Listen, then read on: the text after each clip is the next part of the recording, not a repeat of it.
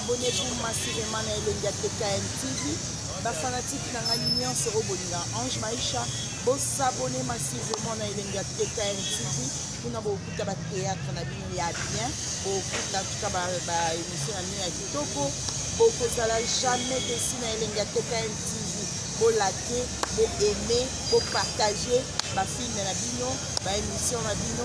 Elenga TKM TV ya monde mon pepe matambo ba sabonaka. T'es moi en classe. Moi, t'es papa journaliste. Ah, examen les qui malamu. Eh, examen les qui sont facile comme facile, c'est aux amis les mingi ton et ça on coûte question maël était. Et ça on coûte attention va coûte cause na. Ya solo. Les examens to sali kuna bali pesa qui sont en classe. Coûte papier na on des papier na ngoyo to zwaki. Oh papier ma réponse au bino weke ko. Donc besoin d'avoir réponse. Eh, to zo de ma réponse to sala to zwango déjà. Nzambe mboko ekufi donc ata zoba ozwana e. Ata zoba kuta ozwana e. Donc ma réponse au bino ko tabo ko sala besoin nango déjà.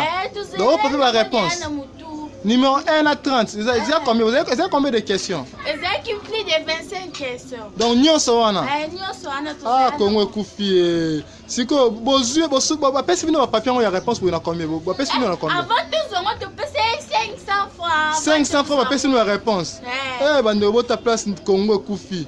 Eza passe pe mawa. Oza 6e classe ni? Nous avons 6e primaire. 6e primaire. Ah. Les a passé donc ma réponse bozui déjà ma réponse nyonso donc boké bo va na bino ka bo mona da ba réponse nyonso donc question monte ka musi bino kuna ah Congo Koufi bande ko bo mona place mboka ezo kende place mboka ezo kende place tokomi donc bozui ba réponse na combien na 500 donc 500 bozui ba réponse nyonso Congo Koufi mboka Koufi. Bon, avant confinement, vous avez bien, babi gratuité, mais c'est Chilombo sali bien président, accès gratuité, vous avez malam na banzi. Eh, tu vas malam te. Plus de 250. Marie Mazengo a repris le travail il y a presque un mois maintenant. Malgré ses nombreuses années d'expérience, cette rentrée scolaire n'est pas de tout repos. Face à elle, ses élèves de CE2 s'entassent sur les bancs des pupitres. Cette année, leurs parents n'ont rien déboursé. L'école gratuite pour tous, inscrite dans la Constitution mais jamais appliquée jusqu'ici, était une promesse de campagne du président Tshisekedi. Du coup, les inscriptions ont explosé. L'effectif, mais vraiment, c'est exagéré. On ne travaille pas avec 72 élèves. Dans cette salle de classe de CE1, les écoliers sont même obligés d'apprendre et d'écrire à même le sol et dans le bruit.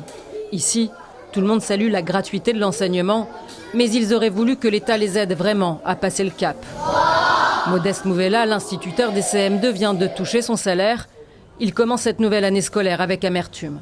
La promesse était du chef de l'État, du président de la République, qu'il devrait revoir à la hausse notre salaire et réajuster à partir du mois de septembre notre salaire, mais chose qui n'est pas faite. Avec la suppression des frais de motivation d'environ 180 € que payaient jusqu'ici les parents d'élèves, la paye de Modeste et de ses collègues est passée sous la barre des 100 €, insuffisant pour payer son loyer et se nourrir correctement.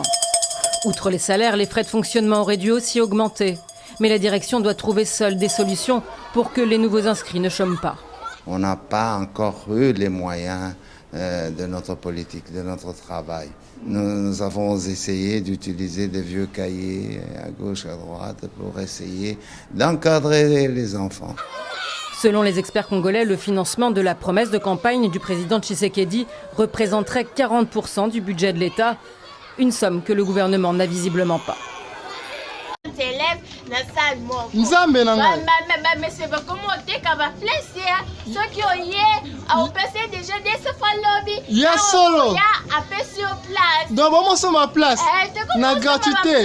Nzambe. On dit des fois na lobby on va dire la place là. Bande ko apoto. Bon na bande ko apoto na o wazali banda mboka na wazana kati mboka bon na gratuité enseignement. Donc bokomi ko soma na ba place. Donc comme ko somba 200 francs tiki. Nzambe na ngai. Donc 200 francs sombi place. Na sombi place. Na salle boza ba combien? Doza 250 élèves.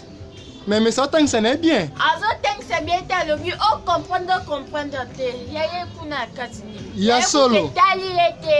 Bande bon na gratuité. Bon na gratuité ya monsieur Chilombo. Ya président mboke kufi siko kosenga na gouvernement basala nini président basala nini pona botanga bien kosenga nini basunga biso kaka basunga biso eloko tosengi basunga biso ya bamesi wana vraiment basunga biso makasi tozotanga so bien te ifo somba place na mbongo so bapesaki peut-être 200 francs wana oliaka na tongo zotiki pe misi osomba place bokomi kobima recréation bemesa temi bino na porte azosenga mbongo lokobo otaki kotala concert ya Egypte ya solo to ya nina osenga bino mbongo atemi na porte boko tozosenga bino akomi kokonte mwana wapesaka nga mwana wapesaka nga basunga biso mpona bamese pardon mwana apesaka nga mwana apesaka ngai te tala bamese ya lelo vraimen nde bakoma ezali pasi mpe mawa ezali mpe pasi tokosenga na bakonzi ya mboka babongisa enseignement botala yango botala gratuité oyo bopesi bana na biso botala ndenge place ememi bango donc mwana akei na ye classe akosala examen bosali ya nini ya math na culture générale na français donc tozwango déjà boza baréponse nyonso déjà tozo deya baréponse mboke tosala bakorge biso bapapier nango kutu eza kutu na kati ya sete na ngai yango oyo bapapier nango déjà tosala yango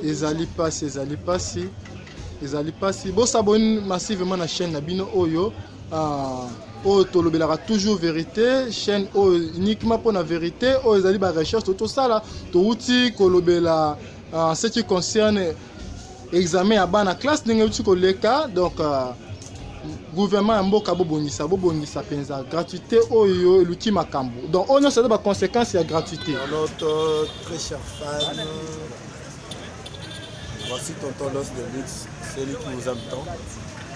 Je vous recommande, comme vous avez l'habitude de me suivre partout où je passe, cette fois-ci je suis sur Elengia TKM TV. Vous savez que là où je ne cesse de vous le dire, là où je foule mes pieds, c'est du bon. Il n'y a jamais eu de déception. Abonnez-vous brutalement. En une seconde, je veux voir de milliers d'abonnés sur cette chaîne Elengia TKM TV. Vous ne serez jamais dessus. Vous allez découvrir des magazines, de théâtre comme vous aimez l'appeler communément. Et moi je sais que c'est du cinéma. Vous allez le voir, des belles émissions et tant beaucoup de surprises. N'hésitez pas encore une fois de plus. Voulez-vous regarder Tonton Los de Luxe, le tonton de tout le monde? Je suis sur Elengia TKM TV. Abonnez-vous.